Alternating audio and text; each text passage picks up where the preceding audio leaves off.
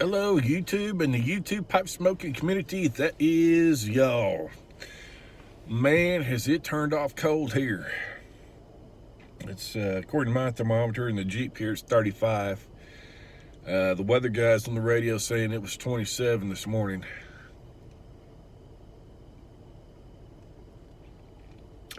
I apologize, I forgot my manners. Housekeeping is the Dagner Cobb with a Missouri Meerschaum freehand bit. They haven't had these in stock in a little while, but once they get some more, I'm going to be either knocking on their door or Scott from Aristocob, I'm going to be knocking on his door saying, hey, I need some. If you've got one of these Dagner Cobbs and it gurgles, take that bit off and put either this bit on, I should have, put this bit on, but I guess this is the Danish bit, put it on. Your gurgling will go away, I guarantee it.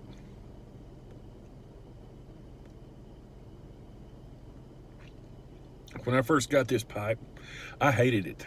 I mean, I really did. I hated it. No offense to the Dagners, but I hated this pipe. It just couldn't keep it from gurgling. Then one day, a few months ago, I decided to put this freehand bit on there just to try something different. Gurgling went away.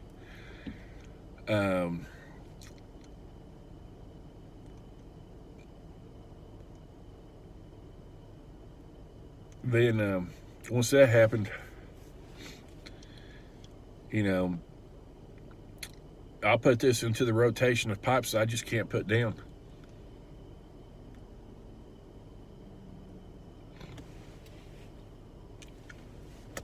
In it, I am enjoying some Hearth and Home Red Eye.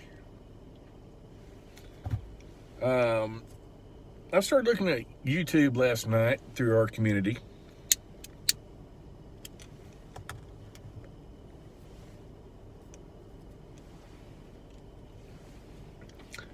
And I was going to do some research and look into the Hearth and Home Red Eye. I couldn't find any videos on it.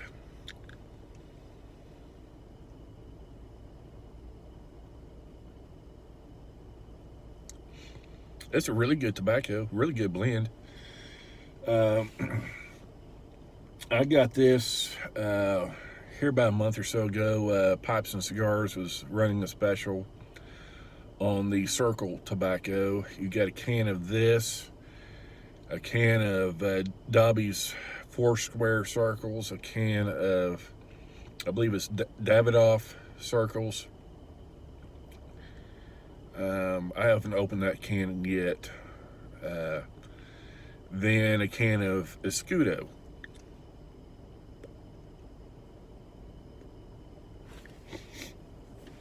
The Hearth and Home Red Eye and the Dobby's 4 square circles are identical in appearance.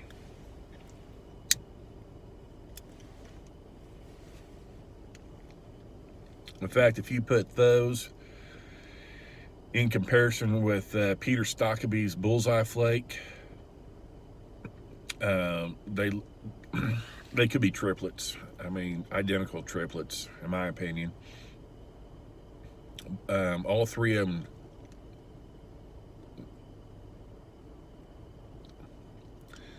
are really good choochers. You can sit there and load your pipe up and chooch on those all day long. Really good blends.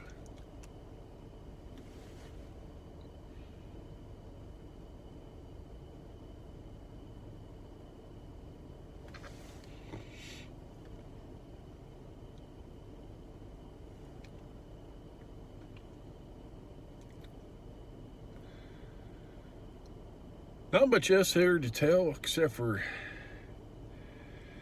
this weekend I have an event that I'm I have to be at. But the National Weather Service is already predicting snow and sleet this weekend.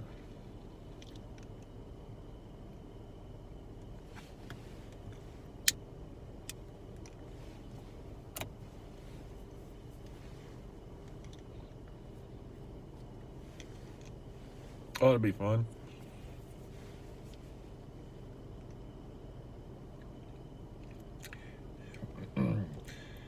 To be at an event and having to wear a coat and tie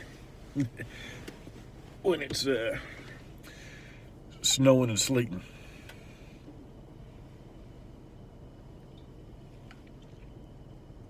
A good old cup of bulletproof coffee. Yep, I'm drinking the bulletproof coffee again. Yep, I'm back on the keto diet. This is week 2. And starting to feel the energy level to start to come back up. Lost not quite 5 pounds last week. So it's working. It's working. For those of you, I know that there's guys on here going on the low carb diet, whether it's low carb, keto, Atkins, whatever you want to call it. The keto is a little bit more hardcore in the way you set up your macros.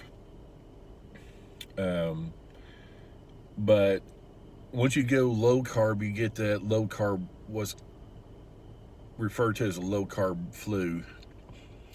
And it's just where you don't have any energy for the first weekish or so. For the first week, yeah,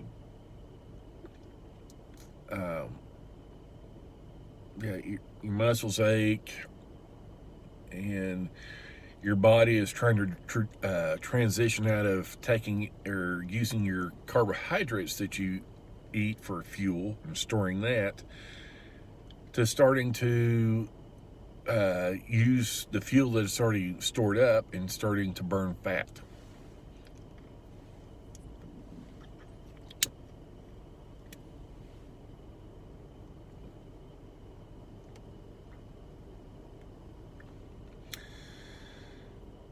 And I've heard all the reasons not to do low carb or why people can't do it. You know, they just can't give up this, can't give up that. This is the easiest way of life to go on compared to some of the other diets that are out there. I could eat steak, chicken, and eggs, and bacon, and butter, while somebody else is having to drink skim milk,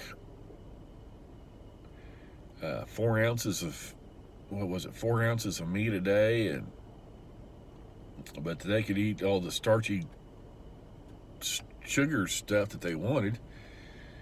That ain't for me. I'd rather have a great big old steak and some grilled vegetables. In fact, the other day I had a great big old plate of fajitas with grilled vegetables instead of the rice and beans. It was outstanding.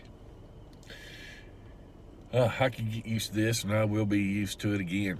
Guarantee it. Hey, I've rambled on for about 10 minutes now. Have said almost nothing. So, hey, y'all have a good day. Bye.